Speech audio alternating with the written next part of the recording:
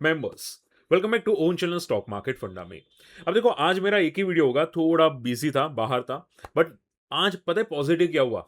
Iran पे जो sanctions लगने चाहिए था ना, उतने नहीं लगे। मार्केट जो एक्सपेक्टेड कर रहा था कि ज्यादा और नेगेटिव लग सकते हैं, आपने देखा होगा 2 दिन मार्केट गिर रहा था लगातार, मिड कैप गिर रहे थे, स्टॉक्स गिर रहे थे। बट जो सेंसेस नहीं लगे ना, मार्केट नीचे के लेवल से काफी तगड़ा रिबाउंड किया। ठीक है, तो ऑल इन ऑल बात पॉजिटिव है। ठीक है, आपको ज्यादा घबराने की जरूरत नहीं। इवन मिड कैप जो है वो नियर बाय लाइफ हाई के आसपास क्रॉस होता हुआ दिखाई दिया है। तो अभी क्या हो सकता है समझो, सिंपल मैं कर देता हूं, ध्यान से सुनना। देखो, जो पहले ट्रम्प ने स्टार्ट किया था कि डायरेक्ट लड़ाई करना, फिजिकल लड़ाई करना, ठीक है, वो खत्म कर दी। फिर बोला कि भाई हम लोग इकोनॉमिक रिसेशंस वहां पे लाएंगे, हम लोग इकोनॉमिक वार करेंगे। तो वो ट्रम्प पहले से कर रहा था। ठीक है, ईरान पे ऑलरेडी सैंक्शंस है, ऐसा नहीं कि नहीं है। तो अभी कल जो मीटिंग थी उसमें सिर्फ इतना बोला कि भाई कोई भी ईरान के साथ डील करेगा तो उस पर तगड़ा सैंक्शंस लगेगा, बस उतना ही स्टेटमेंट आया। ऐसा नहीं कि कोई स्पेसिफिक वर्ड आया या इतना परसेंट का लगाएंगे टैरिफ वगैरह वगैरह, ऐसा कुछ भी नहीं था। ठीक है, सिर्फ बोला कि भाई अगर ईरान के साथ कोई वार मतलब करेगा, ट्रेड करेगा, ठीक है, तो उस पे सैंक्शंस लगाएंगे, बस उतना ही। ठीक है, कोई परसेंटेज नहीं था।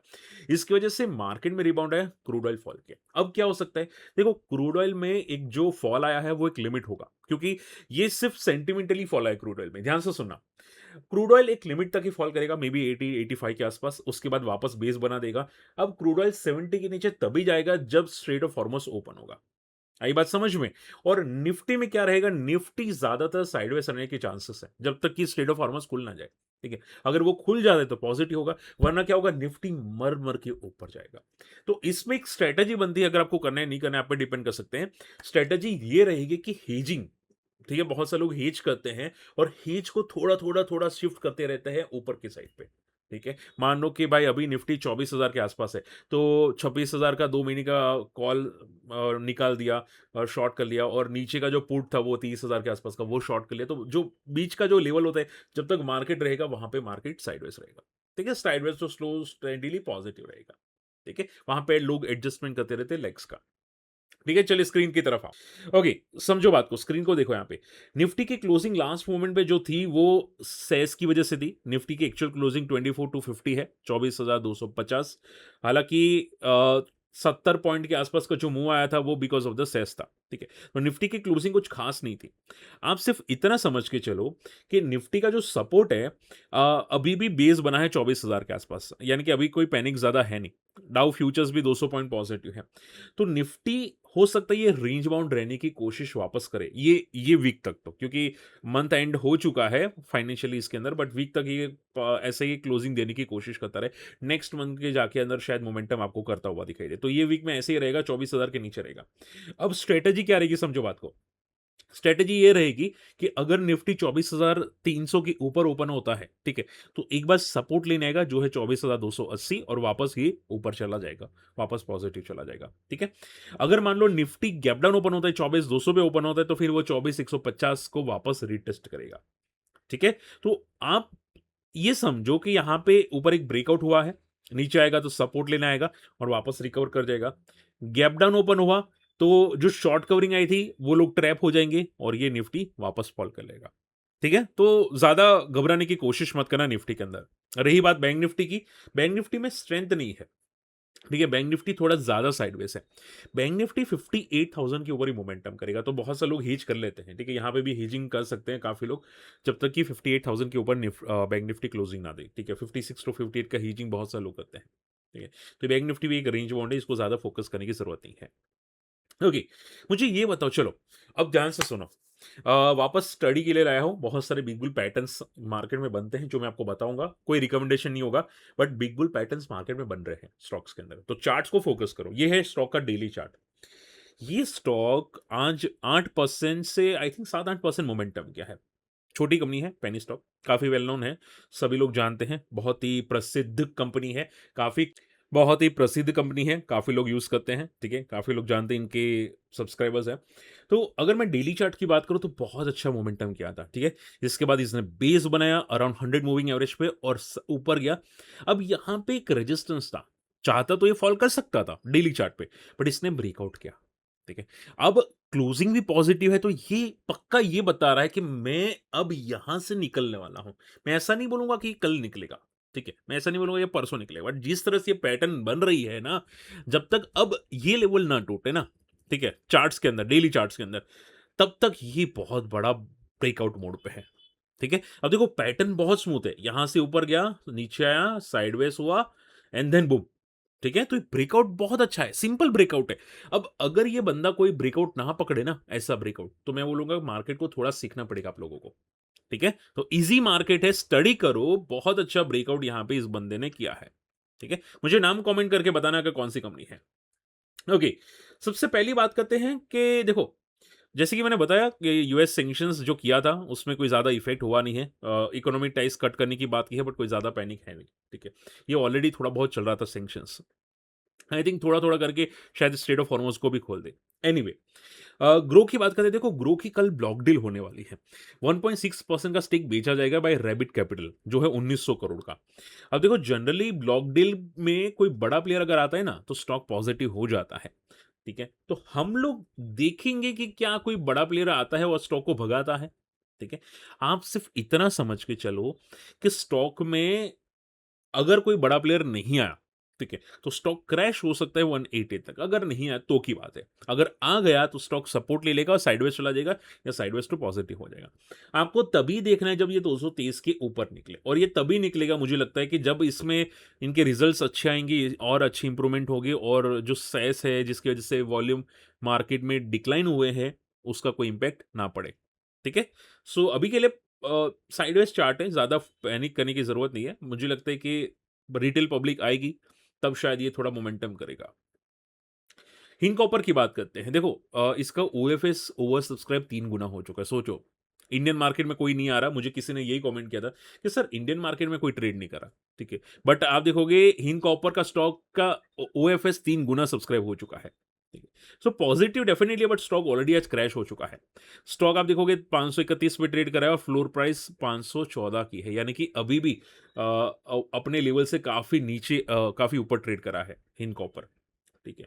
सो देखो, हमेशा स्टॉक के अंदर आप स्टॉक के फ्यूचर्स या ऑप्शंस को कैरी फॉरवर्ड करते हैं ना, तो ये याद रखना कि स्टॉक का ओएफएस तो जल्दी नहीं आएगा ना, ठीक है। क्योंकि अगर गवर्नमेंट का स्टेक है ना, तो कभी भी ओएफएस आ सकता है, तो उसके अंदर आपको हेजिंग ही करनी पड़ेगी, वरना ट्रैप हो जाओगे। ये गवर्नमेंट की कंपनी है, ठीक है। अगर आप देखोगे प्रमोटर्स कौन है यहाँ पे, सी मैं स्क्रॉल करना चाहूंगा, प्रेसिडेंट ऑफ इंडिया, तो अगर ओएफएस आता है तो कभी भी आप ट्रैप हो सकते हैं। ठीक है। सो ये वार्निंग हमेशा रखनी पड़ेगी। अब हो सकता है ये सपोर्ट लेना है, बट एक और पॉजिटिव न्यूज़ बताना चाहूँगा, सुनो ध्यान से। जभी भी ओएफएस कोई कंपनी का आता है ना, उसके बाद स्टॉक 1 महीने के बाद रिकवर कर जाता है, इतना मैंने देखा है। अब ये रिकवर करेगा कि नहीं मुझे नहीं पता, और मैं रिकमेंडेशन भी नहीं करूँगा। बट मैंने इतना देखा है कि ओएफएस आने के बाद 1 महीने के अंदर या 1 महीने के बाद स्टॉक वो उतना रिकवर कर जाता है जहाँ से फॉल हुआ था। ठीक है? चलिए, ओके, आप मुझे कमेंट करके बताना कि आपको क्या लगता है कि ये रिकवर करेगा कि नहीं।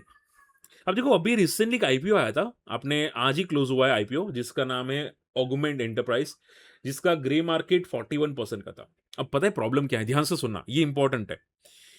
ऑगमेंट एंटरप्राइज की जो फैमिली के प्रमोटर है ना, वो उस पे ईडी की प्रोसीडिंग चल रही थी, यानी कि उन्होंने मनी लॉन्ड्रिंग किया था, पैसे घुमाना, बोलते हैं ना पैसे घुमाना, ठीक है। अब जो प्रमोटर किया था, जो जिसने किया था, उसके रिलेटिव्स थे। हालाँकि उसका स्टेक अभी यहाँ पे है नहीं, बट उन्होंने किया था, ठीक है। हालाँकि ये जो आईपीओ आया था, उससे पहले इनका स्टेक कंपनी में था। वो जो रिलेटिव थे, जिन्होंने मनी लॉन्ड्रिंग किया था, वो कंपनी में पहले प्रमोटर थे, ठीक है। तो वो प्रमोटर का नाम है कोठारी, नाम है राकेश कोठारी और पृथ्वीराज कोठारी।